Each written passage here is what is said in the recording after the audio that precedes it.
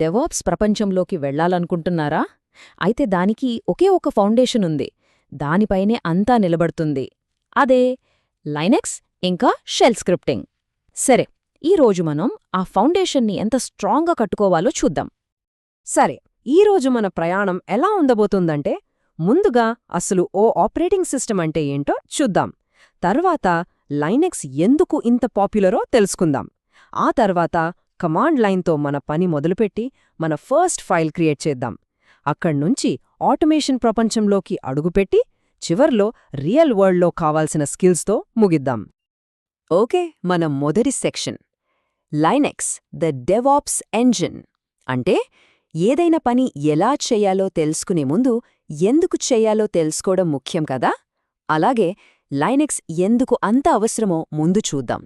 దానికి ఫస్ట్ అసలు operating system ఏం చేస్తుందో అర్థం చేసుకోవాలి.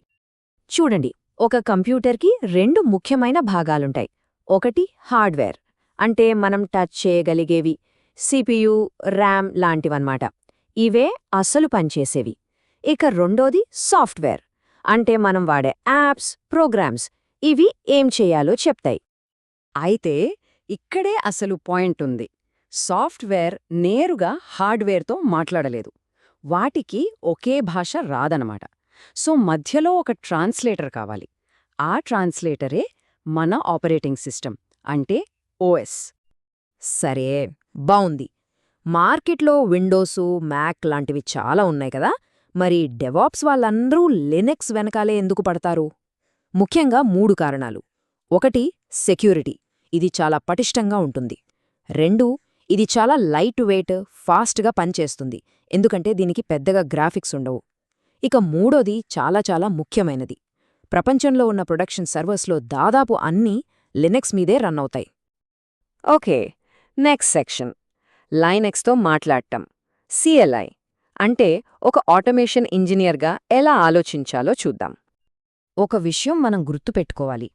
సర్వర్లలో మన ల్యాప్టాప్లలో ఉన్నట్టు డెస్క్టాప్, ఐకాన్లు, మౌస్ లాంటివి ఏమీ ఉండవు. మరి దానికేం చెయ్యాలో ఎలా చెప్పాలి? అక్కడే మనకు కమాండ్ లైన్ ఇంటర్ఫేస్ అంటే సిఎల్ఐ ఉపయోగపడుతుంది. ఇది సింపుల్గా ఒక టెక్స్ట్ బేస్డ్ ఇంటర్ఫేస్ అన్నమాట.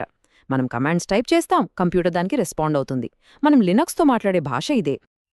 సరే, ఈ కొత్త భాషలో కొన్ని బేసిక్ పదాలు నేర్చుకుందాం. గుర్తుపెట్టుకోండి, కమాండ్ కంటే ముందు దాని ఉద్దేశం ముఖ్యం.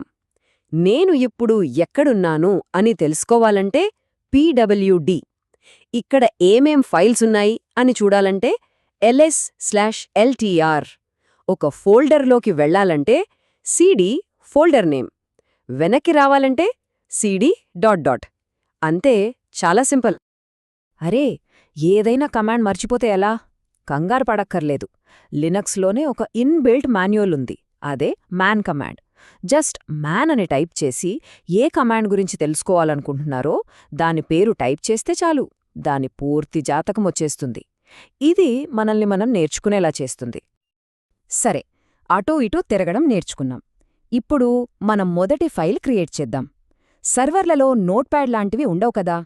అందుకే మనం వి అనే ఒక పవర్ఫుల్ టెక్స్ట్ ఎడిటర్ని వాడతాం. చూడండి, ఒక ఖాళీ ఫైల్ క్రియేట్ చెయ్యాలంటే టచ్ కమాండ్ వాడతాం. దాన్ని ఓపెన్ చేసి ఎడిట్ చెయ్యాలంటే విఐ కమాండ్. ఇక పని అయిపోయాక మళ్ళీ ఫైల్ ఓపెన్ చెయ్యకుండానే లోపల ఏముందో చూడటానికి క్యాట్ కమాండ్ వాడతాం. చాలా ఈజీ. వి ఎడిటర్ని వాడటం ఒక చిన్న ప్రాసెస్. ముందుగా vs/filename అని ఫైల్ ఓపెన్ చేస్తాం. ఓపెన్ అవ్వగానే మనం టైప్ చెయ్యలేం. అప్పుడు కీబోర్డ్లో ఐ ప్రెస్ చెయ్యాలి.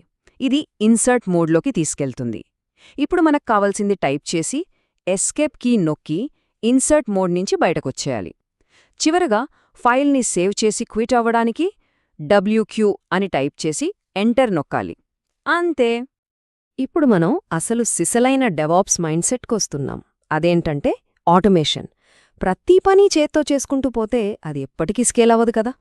ఒకసారి ఆలోచించండి, ఒక సర్వర్ని మేనేజ్ చేయాలంటే కమాండ్స్ ఒక్కొక్కటిగా టైప్ చేయొచ్చు. అదే 10,000 సర్వర్సుంటే అప్పుడేం చేస్తాం? అక్కడే మనకు షెల్ స్క్రిప్టింగ్ హీరోలా వస్తుంది.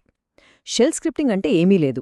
మనం చేసే పనులన్నిటినీ, అంటే కమాండ్స్ అన్నిటినీ ఒక ఫైల్లో రాసి ఒక్కసారి రన్ చేస్తే చాలు, ఆటోమేటిక్గా అన్నీ జరిగిపోతాయి. ప్రతి స్క్రిప్ట్ మొదటి లైన్లో ఒక స్పెషల్ కోడ్ ఉంటుంది. దాన్ని షబాంగ్ అంటారు. అదే #bin/bash. ఇది సిస్టమ్కి ఏం చెబుతుందంటే, హే, ఈ ఫైల్లో ఉన్న కమాండ్స్ని బాష్ అనే ప్రోగ్రాంతో రన్ చెయ్యి అని. సో ఇది చాలా ముఖ్యం.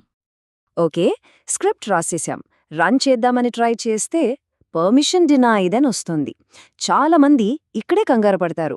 కానీ ఇది ఎర్రర్ కాదు, ఇది లినక్స్ మనకిస్తున్న ఒక సెక్యూరిటీ లెసన్. ఆ ఫైల్ని రన్ చేయడానికి మనకు పర్మిషన్ లేదని చెప్తోంది అంతే. సో మనం దానికి పర్మిషన్ ఇవ్వాలి. ఈ పర్మిషన్స్ని అర్థం చేసుకోటానికి ఒక సింపుల్ రూల్ ఉంది. 4-2-1 రూల్. 4 అంటే రీడ్, అంటే ఫైల్ని చదవడం. 2 అంటే రైట్, అంటే ఫైల్ని మార్చడం. 1 అంటే ఎగ్జిక్యూట్, అంటే దాన్ని రన్ చేయడం. సో ఒకరికి ఈ 3 పర్మిషన్స్ ఇవ్వాలంటే ఏం చేయాలి? సింపుల్గా యాడ్ చేయడమే. 4+2+1 అంటే 7. 7 అంటే ఫుల్ యాక్సెస్ అన్నమాట. సో మన ఫైల్కి ఫుల్ పర్మిషన్స్ అంటే రీడ్, రైట్, ఎగ్జిక్యూట్ పర్మిషన్స్ ఇవ్వడానికి మనం chmod 777 yourscript.sh అనే కమాండ్ వాడతాం. అంతే. ఇప్పుడు మన స్క్రిప్ట్ రన్ చేయడానికి రెడీ. సరే, చివరి సెక్షన్కి వచ్చేశాం. ఇది చాలా ప్రాక్టికల్, రియల్ వరల్డ్ స్కిల్. అంతేకాదు, ఇంటర్వ్యూలలో కూడా ఖచ్చితంగా అడిగే టాపిక్. అదే మన సిస్టమ్ హెల్త్ని మానిటర్ చేయడం. ఒక సిస్టమ్ హెల్త్ ఎలా ఉందో క్విక్గా చెక్ చేయాలంటే మన దగ్గర ఎన్ని CPU కోర్స్ ఉన్నాయో చూడటానికి nproc అనే కమాండ్, అలాగే ఎంత ర్యామ్ ఖాళీగా ఉందో మెగాబైట్స్లో చూడటానికి free-m అనే కమాండ్ వాడచ్చు. అయితే సిస్టంలో ఏం జరుగుతోందో లైవ్గా చూడాలంటే మాత్రం టాప్ కమాండ్కి మించింది లేదు. దీన్ని మనం మన విండోస్లోని టాస్క్ మేనేజర్ లాగా అనుకోవచ్చు. ఏ ప్రాసెస్ ఎంత CPU, ఎంత మెమరీ వాడుకుంటోందో అంతా రియల్ టైంలో చూపిస్తుంది. సరే, ఇప్పుడు అసలు పని మొదలవుతుంది. ఈరోజు మనం నేర్చుకున్న నావిగేషన్, ఫైల్ కమాండ్స్ అన్నీ ప్రాక్టీస్ చేయండి.